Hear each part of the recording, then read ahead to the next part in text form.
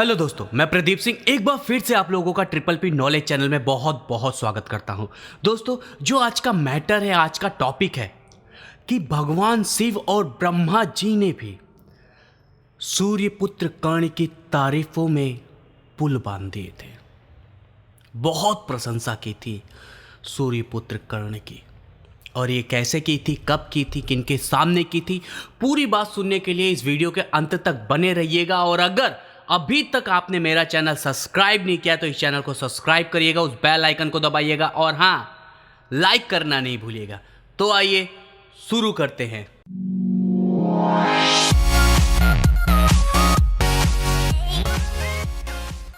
दोस्तों, ये कहानी तब शुरू होती है जब कर्ण और अर्जुन आमने सामने थे और अपनी अंतिम युद्ध लड़ रहे थे। उसी समय सभी देवतागण उस युद्ध को देखने के लिए एक साथ उपस्थित हुए। दोस्तों, एक साथ वो लोग युद्ध भी देख रहे थे और आपस में बहस भी कर रहे थे कि कौन विजय होगा। तभी इंद्रदेव जी बोले, मेरा बेटा विजय होगा, क्योंकि उनके साथ भगवान श्री कृष्ण है और वो 100% इस पापी और धर्मी कर्ण को मार देगा। और वहीं उपस्थित सूर्यदेव को ये बात पसंद नहीं आई और उन्होंने कहा, नहीं, कौन पापी और अधर्मी है, किसके साथ अन्याय हुआ, किसके साथ किसने छल किया, दुनिया जानती है। आपने छल किया कर्ण के साथ, दुनिया जानती है। और कौन अधर्मी हुआ, मेरा बेटा या आप? और इसी अधर्म के कारण आज मेरा बेटा आपके पुत्र को मार देगा, ये मेरा वादा है।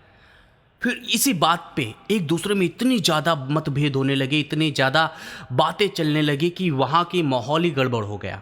इंद्रदेव का इंद्रलोक ही पूरा गड़बड़ हो गया। सारे देवता, आदि देवता कर्ण की तरफ, आदि देवता अर्जुन की तरफ, आदि देवता कर्ण की तरफ से बोल रहे। यहाँ तक कि कर्ण की तरफ से तो देवता आधा थे ही, साथ में आधे असुर, आधे क्या पूरे असुर कर्ण के साथ थे, लेकिन आदि देवतागण और ऋषिगण अर्जुन के साथ थे।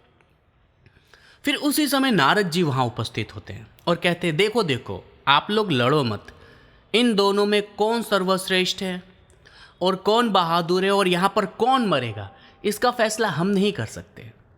इसके लिए हमें ब्रह्मदेव और भगवान शिव को पुकारना चाहिए। वो यहाँ आकर के हमें बताएंगे, तभी ये कन्फर्म होगा कि कौन महान था। और उन्होंने वही किया, भगवान शिव की आराधना की, ब्रह्मदेव की आराधना की और ब्रह्मदेव शिव जी वहाँ उपस्थित हुए। तो उन्होंने अपनी समस्या बताई उन लोगों को।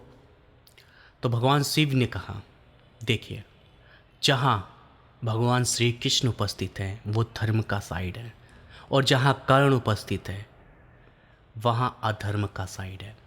तो इसलिए 100% अर्जुन की जीत निश्चित है। लेकिन अगर कर्ण धर्म के तरफ होता तो 100% धर्म मतलब कर्ण की जीत होती। इस बात से इंद्रदेव को बहुत खुशी मिली और कहा, देखा देखा, मेरा पुत्र जीतेगा, मेरा पुत्र राज्य करेगा, मेरा पुत्र ये, मेरा पुत्र वो। उन्होंने अर्जुन की तारीफों में पुल बांधना स्टार्ट कर दिया। ब्रह्मदेव वहाँ चुपचाप सुन रहे थे और भगवान शिव को देखे और तब ब्रह्मदेव मुस्कुराए। तो ब्रह्मदेव ने कहा, तुम एक बात भूल रहे हो इंद्रदेव, कर्ण मेरा और भगवान विष्णु का अंश है, वे श्वेतजा है। वो अपने हिसाब से अधर्म की तरफ नहीं है, वो पूर्ण रूप से अपने हिसाब से धर्म की तरफ है। और स्वर्ग में आने के बाद जितनी इज्जत और जितना सम्मान और जितना ऊंचा स्थान कर्ण को मिलेगा, उतना अर्जुन को नहीं मिलने वाला। अर्जुन इसलिए भगवान श्री कृष्ण के साथ है क्योंकि वो धर्म की तरफ है। और कर्ण हमेशा से, आज नहीं कल, लोग उसको इतना ज़्यादा पसंद करेंगे, इतना ज़्यादा मानेंगे कि कलयुग से लेकर के अन्य युगों में कर्ण की पूजा होगी, अर्जुन की नहीं। और ये भगवान विष्णु जी भी वहाँ उपस्थित होकर तुरंत अपना सर हिलाए और बोले, हाँ, ये एकदम सही बोल रहे हैं भगवान ब्रह्मा जी। और शिव जी ने इस बात पे भी हाकारी भरी। इस तरह वहाँ इंद्रदेव का घमंड टूटा और उनका सर नीचे हुआ। दोस्तों अगर आज की ये स्टोरी आपको पसंद आई है तो प्लीज़ मेरे चैनल को सब्सक्राइब करिए, उस बेल आइकन को दबाइए और हाँ, लाइक करना नहीं भूलिएगा।